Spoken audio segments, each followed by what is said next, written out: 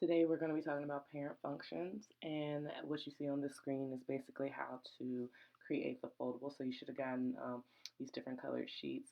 And so basically what you need to do is you need to line up the bottom three pages as shown here: exponential, quadratic, and the square root, and then fold over the top portion and secure with a few staples. So your final product should look like this, with the parent function title as you see here, and then linear, absolute value, exponential, quadratic, square root to follow. When you open it up, it should show each one of the parent functions and the corresponding graphs. At any point in time, you need to pause the video and take some time to copy down some notes or do that. Actually, what I ask you to do, then please make sure you do so. But on your next available page, go ahead and label it parent functions. And today, you guys are going to be able to learn how to graph parent functions as well as apply transformations to these different parent functions. So we're going to start off with your basic linear function. Everyone hopefully remembers how to graph a line. It is the linear function is y equals x, the most basic one, or f of x equals x. Remember, f of x is nothing but y. They are the same thing. And so hopefully you remember that you start with your y-intercept. It's in the form of y equals mx plus b. There is no b, so that means your y-intercept is at 0, 0. And then, of course, your slope is 1. And so then you do nothing but go up 1 to the up 1 to the right 1, up 1 to the right 1, so on and so forth, getting your line with a slope of 1.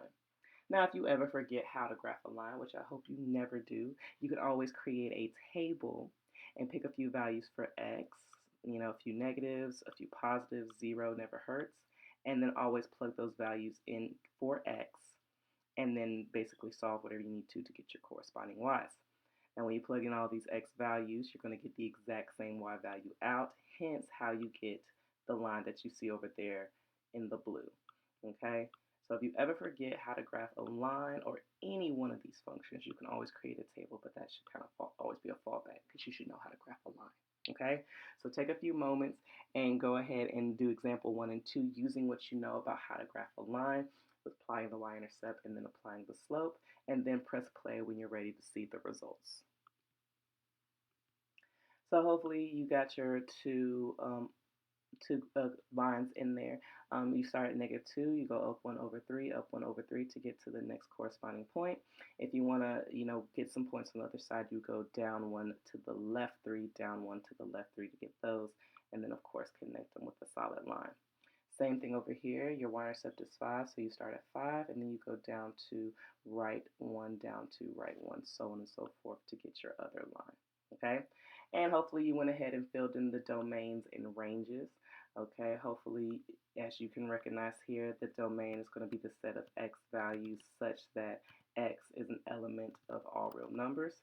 And of course, I'm using as you can see, I'm using a typing feature. I don't have the pen feature right now, so you guys are going to have to bear with me when it comes to writing anything into these slides, okay? So x is a set of all real values, and then of course y is the exact same thing. So y is the set of all real values. Hopefully I don't need to fill in the symbol. You guys are already going ahead and doing that as well.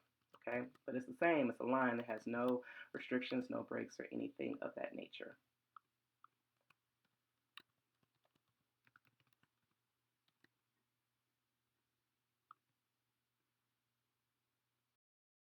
Now, even though lines are pretty simple to graph and their domains and ranges are, pretty much straightforward, let's talk about some of the other parent functions. We will use the table to go ahead and graph these, but I also want to show you some of the transformations that are involved with a majority of these functions. So the next one we're going to talk about is the absolute value, and I'm going to go ahead and I'm going to make a table so then that way you can see what the absolute value looks like. And even though we've already graphed a few of these using our calculator and things like that, truth be told, you're not going to get a calculator on this quiz. You're going to need to know these transformations. So I'm going to pick a few negative values, 0, a few positive values, and I'm going to plug them into x to get the corresponding y, the y output. So absolute value of a number basically makes that number positive. So -2 turns into +2, -1 turns into +1. Absolute value of 0 is always 0. It's same with a +1 and +2. The absolute values of those are going to be the same. And so when you go to plot them, you'll have 0, 0, 1, 1, 2, 2, and you can assume that it goes the same when you plug in positive 3. When you do negative 1, it's positive 1, negative 2 is positive 2, and then, of course, if you kept going, negative 3 would be positive 3. And that is indeed how we do get the v as you see here. So, yes, all absolute value functions look like so. They do look like the v. Now, when it comes to graphing, something like this, as you see, it has the absolute value function, but then there's a minus 3 on the outside. Anytime there's a number on the outside of the main function, which is the absolute value of x, that basically means it has moved vertically up or down. Okay, so anytime there's a number on the outside, that means it is moved vertically up or down. So since it's a minus 3, that lets us know that all of these points on the original graph have now moved down 3 units. So this vertex point of our v is no longer at 0, 0. It is now at negative 0, negative 3. Okay? So literally every single point that was on our original graph has now moved down 3 units. So this point that was at 1, 1 has now moved down 3 units. So now it's going to be at 1, negative 2.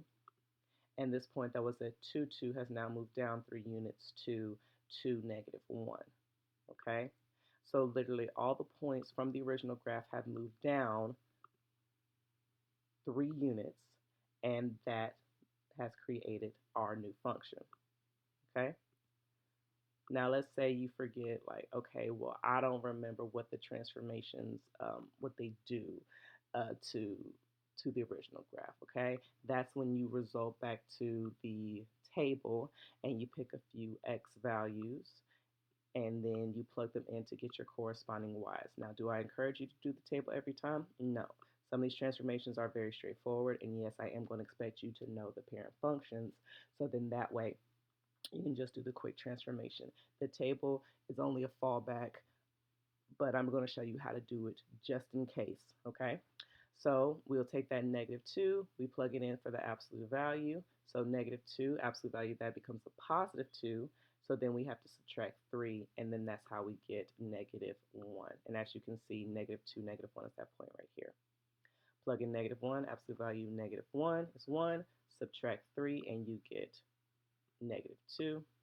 And there you go, negative 1, negative 2.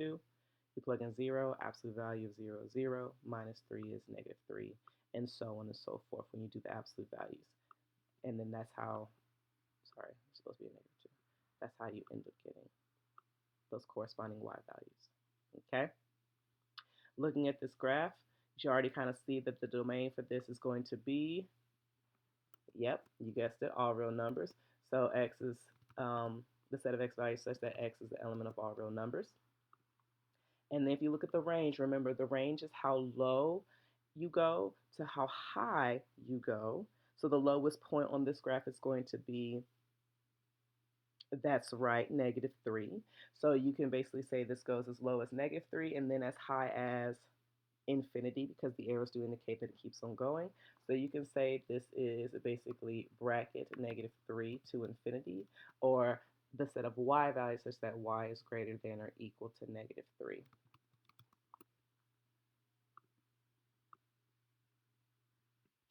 Okay, so in this particular example, again, you can always create the table, but let's talk about some of the transformations. Now there's a plus 2 on the inside of the absolute value bar. So it's on the inside of the function. Anytime there's a number on the inside of the function, you always go in the opposite direction of what the value is telling you.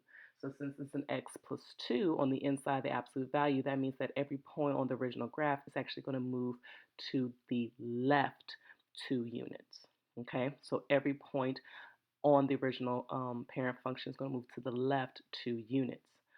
Because it's a plus, you do the opposite, so you go to the left. The minus on the outside means that every single one of these points is going to be flipped as well, okay? And it's going to be flipped over your x-axis. So anytime it's on the outside of your function, it's going to be flipped over the x-axis. And anytime there's a value being added on the inside, it means it's going to move to the left. If it's subtracted, that means it's going to move to the right. So what we're going to do is we're going to take every point, we're going to move it to the left 2 units, and then we're going to flip all the points over the x-axis, okay? So if you want, we can actually flip them first. So if we flip them, then we'll end up having this.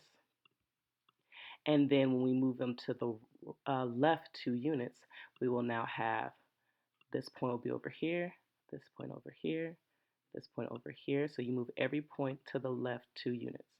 So this point now is here, this point now is here, this point now is here. So this would be your function after it has been reflected over the x-axis and moved to the left 2 because this is a positive 2.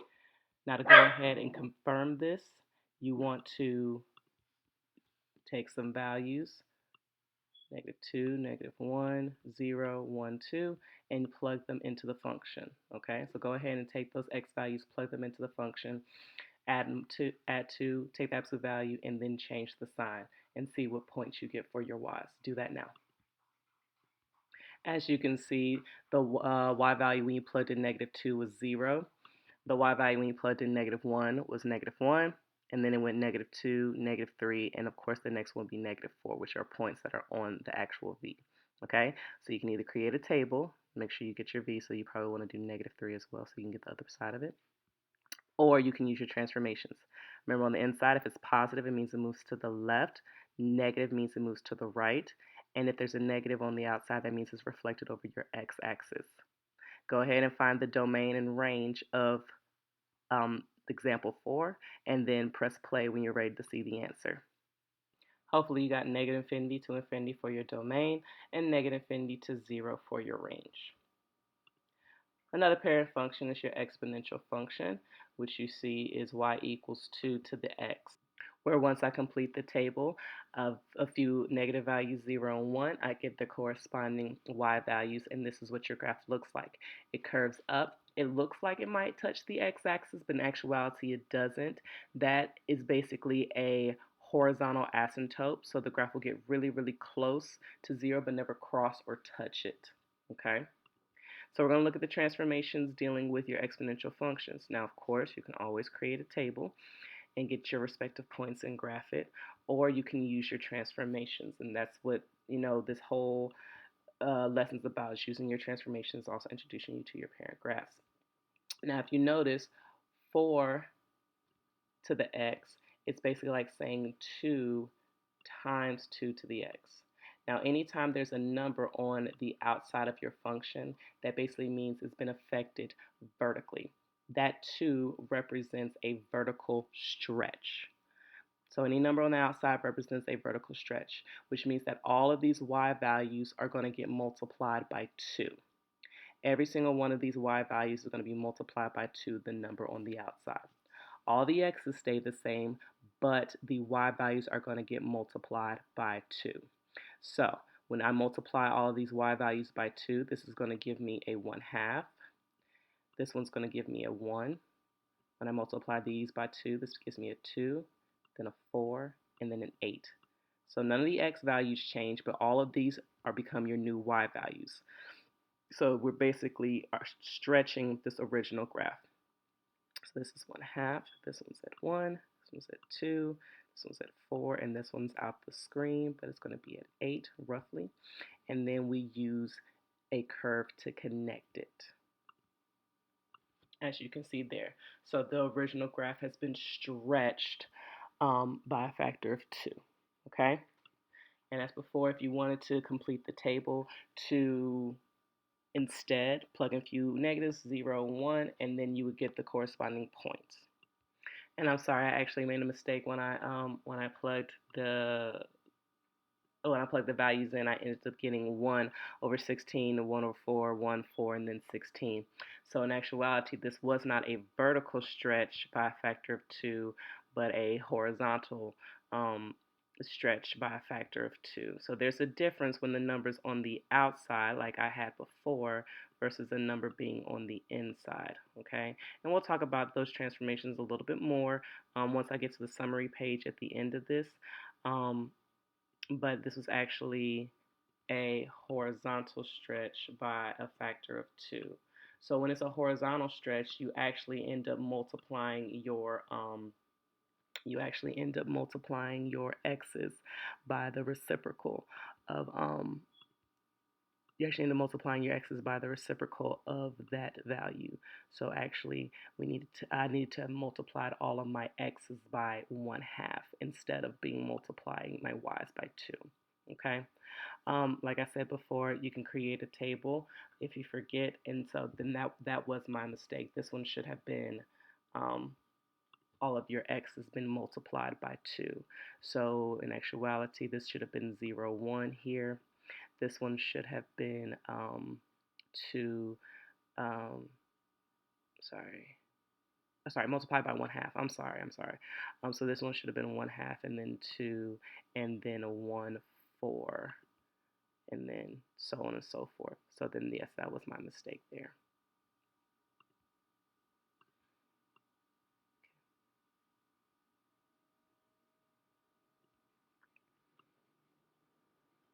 All right.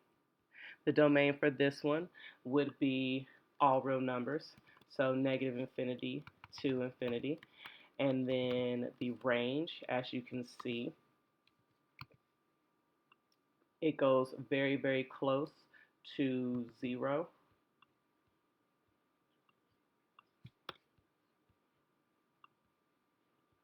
For the range, it gets very, very close to 0, but it will never cross or touch because there's an asymptote there. So it goes as low as 0 and all the way up to positive infinity. Neither 0 nor infinity are included. So then our range is 0 to infinity. Here with this one, this is a negative, and just like the negative with the absolute value, it does reflect over the y-axis. So all of your y values are now going to be negative. So now this curve is going to be reflected over the x-axis, and it's basically going to be pointing down. Okay, so to confirm with some values, negative 2, negative 1, 0, 1, and 2, this becomes a negative 1/4 because you do the exponent first. So 2 to the negative 2 power gives you a 1/4. Then you multiply by the negative, and that's how you get a negative 1/4. This one becomes a negative 1/2. When you plug in 0, that's 2 to the 0 power, and then you make it negative. Then this will be negative 2, and then negative 4. So when we plot these points, you'll have negative 2, negative 1/4, negative 1, negative 1/2, and hopefully you guys are plotting these as I'm going through them.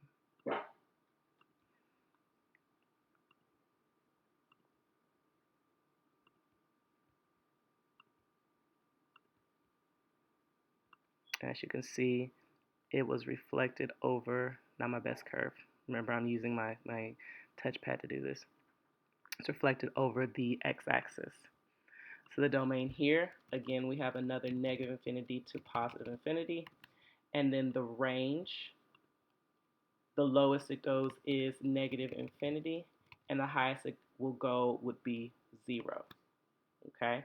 Because again, there's an asymptote there, and it will never cross nor touch that asymptote. All right? Quadratics. You guys should be able to do this. We've done quadratics many times. If you forgot what a quadratic looks like, go ahead and make a table. All right, go ahead and make a table so then that way you can get the graph of the quadratic. So pause the video and do that now. So hopefully you got this table here, of course, your basic quadratic. And if you apply some of the transformations from the other ones, you can see that when it's on the inside of the function, remember that means every point moves to the right 3 because that's a minus. And also on top of that, every point is going to move down 3 as well. If you want to, you can make a table, and that's fine. But also you can use your transformations as well to graph this quadratic. So go ahead and pause the video and use either the table method or using transformations to graph this function. So hopefully you got this as your graph. Every single point moved right 3, and then it moved down 3 as well. So this point that was at 0, 0 is now at 3, negative 3. And then, of course, all the other points moved to the right 3 and down 3. To the right 3 and then down 3. Or used your table. Now, one thing I will say, and that I didn't mention before that I should have mentioned, is that if you do decide to use the table and just ditch all your transformations, one, that's probably not the best idea. But if you do decide to use a table to graph these, please make sure that you're getting the full graph. If it's a quadratic, it should look like a quadratic, which means you should have the points that are actually going to form the U. Same thing with absolute value. You should make sure you have values in your table that actually will form the V. If you notice in my table, these points are only going to get to like one side of my parabola. So I'll want to pick some few more points to make sure I can get that curve around as well, maybe like 4 and 5. Okay, so if you're going to do that, please make sure that you do end up getting the points that will create the actual full curve. Hopefully you did the domain and range as well. As you can see, the domain for this is going to be all real numbers. And so that's going to be negative infinity to positive infinity, or x is the element of all real numbers. And the range for this particular one, the lowest it will go is a -3, and -3 is defined. And then, of course, the highest it'll go would be infinity. Of course, you're more than welcome to write these in set notation. I'm just doing this because it's a little bit easier, so I don't have to go back through and write in, E is the element of. Go ahead and do this one. If you need to, make the table, try to apply your transformations, and then also find the domain and range for this. So with this one, there was a lot of different things that happened to this graph. As you can see, it moved to the right 1. It also moved up 2. But not only that, because of the negative, it was reflected over the x-axis, and the 2 on the outside vertically stretched it. Now, if you didn't catch all that and you weren't able to apply it to the graph, then you could always make a table. For me, I started with -1, 0, 1, 2, and 3 because I noticed that it did move to the right. So if I did -2, it probably wasn't going to give me, what I needed, or would have been outside the graph. And then this was the graph itself.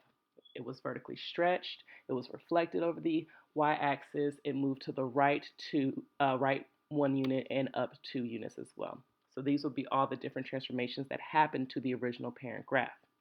And from this, I can see that the domain is still -infinity to an infinity, and the range goes from -infinity all the way to 2, with 2 being included. And the last set of parent functions that we'll talk about is your square root functions. So your square root functions look like this. The table, as you can see here, you cannot take the square of a negative number, so we start with 0. And the ones I used were only involved my perfect squares, because I'm not trying to take the square root of 7. I'm not going to have a calculator to actually do that. Square root of 0 is 0, square root of 1 is 1, the square root of 4 is 2, the square root of 9 is 3, and the square root of 16 is 4. And when I plot those points, this is what it looks like, okay? And so it has that little curvature there. The domain does not go from -infinity to infinity. And so then that means that the domains of our other square root functions, when we apply our transformations, aren't going to do the same either. So here, as we can see, we have a +3 on the outside of the square root function, which means that every point is going to be moved up 3 units. So that 0, 0 is now at 0, 3. That 1, 1 is now at 1, 4. That 4, 2 is now at 4, 5. And then that 9, 3 is now going to be at 9, 6. And so then I'm going to connect those. And then this would be my graph of this particular function. Not my best curve, but you guys get the idea. Okay. If you want to, you could always, again, plug in values for x. I suggest that if you do that, please make sure you're using your perfect squares. So then that way, when you plug them in, you'll get a whole number back. So then this gives you 3. As you can see, this one will give you 4, because it'll be 1 plus 3. Square root of 4 is 2. 2 plus 3 is 5. 9, square root of 9 is 3. 3 plus 3 is 6. And then 16, the square root of 16 is 4. 4 plus 3 is 7. Okay? Looking at this, the domain and range. Go ahead and pause the video, write the domain and the range for this function. Hopefully for the domain you got 0, infinity, and for the range you got 3 to infinity. Both 0 and 3 are included because of that point right there. Go ahead and try this one on your own. Find the domain and range. If you need to, make the table and graph y equals negative square root of x plus 4. I applied my transformations. The minus on the outside caused my square root function to flip over the x-axis. and the plus 4 caused all my points to move to the left 4. So I took the points from the original, reflected them over the x-axis, and then moved them over 4 units to the left because of the plus. It's the opposite. If I wanted to do the table, of course I can use 0 because 0 plus 4 gives me a positive 4, which then produces a negative 2.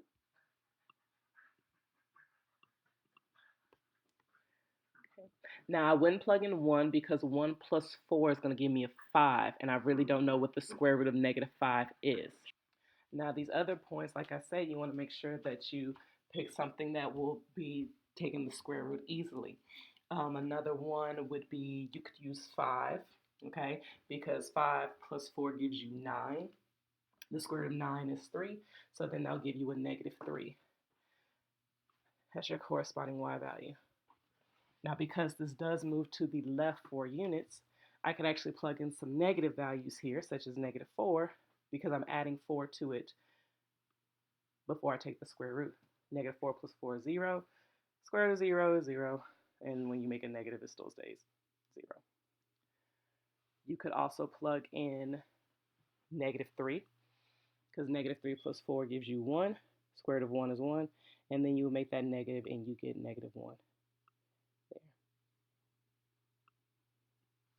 Okay? So you got to be careful with the square root ones because you want to make sure that you use values if you make a table that are perfect squares. Looking at this graph, you can see the domain for this is going to be from negative 4 to infinity, and the range is going to be from negative infinity to 0.